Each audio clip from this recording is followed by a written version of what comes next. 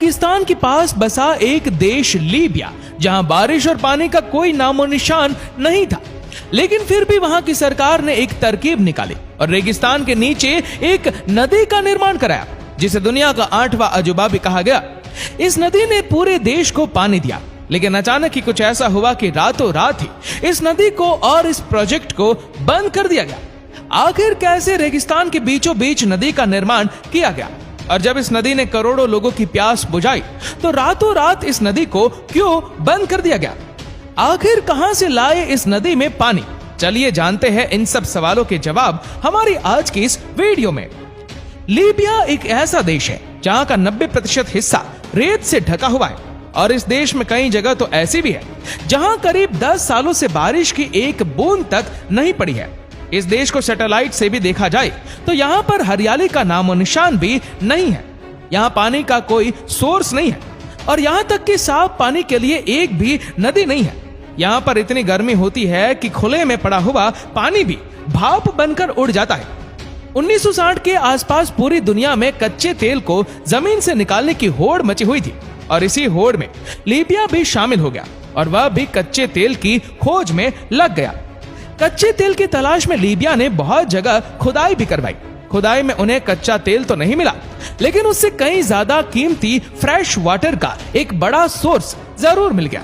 एक ऐसा देश जहां पानी का कोई सोर्स नहीं था, एक ऐसा देश जिसने 10 सालों से बारिश ही नहीं देखी थी, वहां पर पानी का ऐसा बड़ा सोर्स मिलना किसी चमत्कार से कम नहीं था। आपको बता दें कि साउथ लीबिया के एक बहुत बड़े हिस्से में पाया गया अंडरग्राउंड वाटर का ये सोर्स ही सहारा के रेगिस्तान के पानी का सबसे बड़ा सोर्स था। सहारा के रेगिस्तान में मिलने वाला पानी लगभग 1.5 लाख क्यूबिक किलोमीटर था। अगर अंदाजा लगाया जाए तो सहारा के नीचे मिलने वाला ये पानी इतना ज्यादा था कि अगर पूरी दुनिया इस पानी का इस्तेमाल करे तो 40 साल तक कम ना पड़े। एक्सपर्ट्स के मुताबिक ये खोज न्यूबिनियन सैंडस्टोन एक्विफायर सिस्टम का हिस्सा थी, जो फॉसिल वाटर का एक विशाल जलाशय था, जो कि 10,000 से 10 लाख साल पुराना था। ऐसा माना जाता है कि ये पानी पिछले हिम युग यानी कि लास्ट आइस एज के अंत से पहले बलुआ पत्थर में चला गया था। अब यहाँ 60 के दशक में लीबिया को पानी का इतना बड़ा सोर्स तो मिल गया, लेकिन उसका क्या किया जाए ये किसी को समझ नहीं आ रहा था। इसीलिए 80 का दशक आते आते वहां के तानाशाह गद्दाफी ने इसका इस्तेमाल करने के लिए दुनिया की सबसे बड़ी अंडरग्राउंड वाटर सप्लाई का प्रोजेक्ट शुरू किया। तानाशाह गद्दाफी इस पानी का इस्तेमाल अपने देश के लिए हर हालत में करना चाहते थे, पर इसके लिए वह कुछ भी करने को तैयार थे। गद्दाफी का मानना था कि अगर किसी भी तरह से ये पानी लीबिया के सारे शहरों में पहुंच जाए तो लीबिया के पानी की मुसीबत पूरी तरह से खत्म हो सकती है। लीबिया से पानी की किल्लत को मिटाने के लिए पानी को पूरे देश में पहुंचाना जरूरी था। ये सब आर्टिफिशियल रिवर बनाकर किया जा सकता था, लेकिन ये सब इतना भी आसान नहीं था, क्योंकि लीबिया में ये पानी साउथ में पाया गया था, जबकि लीबिया में ज्यादातर शहर और जनसंख्या नॉर्थ यानी कि मेडिटेरियन कोस्ट पर पाई जाती है।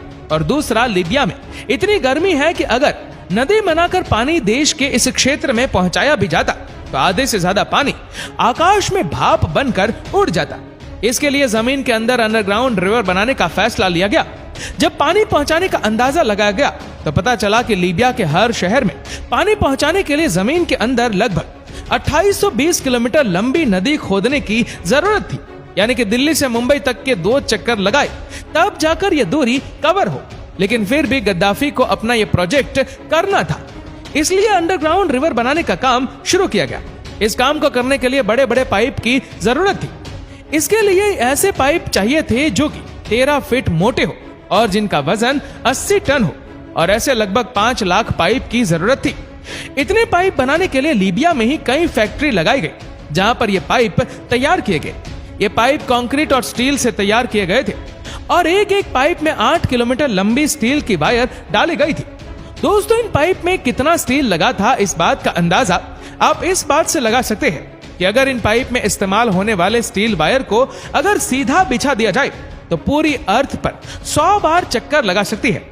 इस तरह लीबिया में पाइप बनने का काम तो शुरू हुआ, लेकिन ये बात तब की है जब लीबिया में रोड नहीं था, और इसीलिए इन पाइप को एक जगह से दूसरी जगह ले जाने में बड़ी परेशानी का सामना करना पड़ रहा था।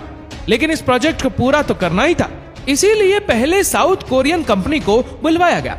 फेज 1 में 3200 किलोमीटर लंबी रोड बनवाई गई। ताकि कंस्ट्रक्शन साइट पर सामान को अच्छे से पहुंचाया जा सके। सड़क बन जाने के बाद खुदाई का काम शुरू किया गया। आपको बता दें कि पाइप को जमीन के 20 फीट अंदर तक जाना था। दोस्तों, आपको ये जानकर हैरानी होगी कि इस पूरे प्रोजेक्ट में करीब 3 अरब क्यूबिक फीट रेत और पत्थर खोदे गए थे। इतना काम पूरा होने में लगभग $5 अरब खर्च किए गए और इस प्रोजेक्ट का आई फेज बंद था। इसके बाद साल 1989 में इस प्रोजेक्ट का फेज 2 का काम शुरू किया गया। इसमें सबसे पहले इन पाइप्स को रायपोले तक बिछाया गया। इस काम के लिए कई जगहों पर कुओं का निर्माण किया गया और करीब 200 की गहराई से पानी को पंप किया गया। और यहाँ आपको बता दें कि रायपोले तक जो पाइपलाइन बिछाई गई थी उसकी कुल लंबाई 700 किलोमीटर थी। इसके बाद कुफरा डिस्ट्रिक्ट पर कुएं खोदे गए और वहां से लेकर बेंगाजी तक लाए गए। बेंगाजी रायपोले के बाद लीबिया की दूसरी सबसे बड़ी सिटी है और इसी दौरान लगभग 10,000 किलोमीटर तक पाइप बिछाए गए थे। एक रिपोर्ट के मुताबिक इस प्रोजेक्ट को पूरा करने के लिए 1300 कुएं खोदे गए थे। दोस्तों, आपको बता दें कि लीबिया के इस प्रोजेक्ट को पूरा करने के लिए 5 बड़े रिजर्वायर बनाए गए। ये रिजर्वायर ज्यादा पानी को स्टोर करने का काम करते थे। इन रिजर्वायर का डायमीटर 1 किलोमीटर तक रखा गया है। इसी के साथ ही प्रोजेक्ट में 1 बिलियन यूरो का इन्वेस्टमेंट करके 50,000 पाम ट्री लगाए गए ताकि पानी का बाष्पीकरण होता रहे। ये प्रोजेक्ट दुनिया का सबसे बड़ा मेन मेड रिवर के साथ साथ दुनिया का सबसे बड़ा इरिगेशन सेंटर भी माना जाता है। इस प्रोजेक्ट की वजह से न सिर्फ लगभग 6.7 मिलियन लोगों को पीने का पानी मिल जाता है और इस पानी का 70% हिस्सा इरिगेशन और इंडस्ट्रियल एरिया में भी काम आता है। इस बड़े प्रोजेक्ट की वजह से ही लीबिया के नॉर्थ और वेस्ट में ग्रीनलैंड में भी काफी बढ़ोतरी हुई। वहीं बात करें उस प्रोजेक्ट के खर्चे की, तो इस पूरे प्रोजेक्ट में लगभग $25 बिलियन का खर्च आया। ऐसा कहा जाता है कि लीबिया ने इस प्रोजेक्ट को बिना किसी की मदद के पूरा किया था। यहाँ तक कि उसने वर्ल्ड बैंक से कोई लोन तक नहीं लिया। लेकिन प्रोजेक्ट में लगे सभी टेक्नीशियन और इंजीनियर की ट्रेनिंग को लेकर 1990 में यूनेस्को ने लीबिया की मदद जरूर की थी। सभी इंजीनियर और टेक्नीशियन को इस प्रोजेक्ट के लिए हाई क्लास ट्रेनिंग दी गई थी। दोस्तों, अगर हम कहें कि इस मेन मेड रिवर के बनने से लीबिया के एग्रीकल्चर और वहां के लोगों को एक नया जीवन मिला, तो ये गलत नहीं होगा। जो देश कभी सिर्फ अपने आतंकवाद और तंबाकू की खेती के लिए जाना जाता था, वहां के लोगों को इस नदी ने एक नई जिंदगी दी थी। वहां पर बड़ी मात्रा में गेहूं, सब्जी और फल उगाए जाने लगे। इस नए प्रोजेक्ट से लीबिया में थोड़ी सी शांति आई ही थी कि साल 2011 में लीबिया का पहला सिविल वॉर शुरू हो गया, जिसमें यूरोपीय देशों की हिस्सेदारी की वजह से नाटो ने भी लीबिया पर हमला कर दिया। और ऐसा कहा जाता है कि नाटो के इस हमले में 2 वाटर प्लांट पूरी तरह से बर्बाद हो गए। ये वाटर प्लांट फेज 4 और फेज 5 के लिए काम आने वाले थे। इनके साथ ही देश के तानाशाह गद्दाफी की भी गोली लगने से मौत हो गई और तब प्रोजेक्ट के कंस्ट्रक्शन को रोक दिया गया। इसके बाद 2014 से 2020 तक होने वाली सिविल वॉर के दौरान पूरे प्रोजेक्ट को नजरअंदाज कर दिया गया। अधूरे पड़े वाटर इंफ्रास्ट्रक्चर पर किसी ने ध्यान ही नहीं दिया, जिस कारण प्रोजेक्ट के अंदर बने कई कुएं पूरी तरह से बर्बाद हो गए।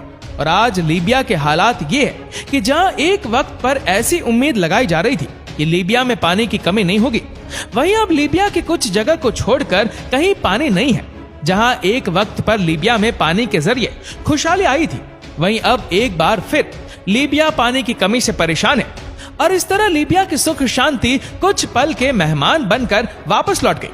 क्या लगता है आपको कि अगर उस समय यहाँ पर सिविल वॉर नहीं हुआ होता और गद्दाफी की मौत नहीं हुई होती, तो आज भी लीबिया में ऐसे हालात होते?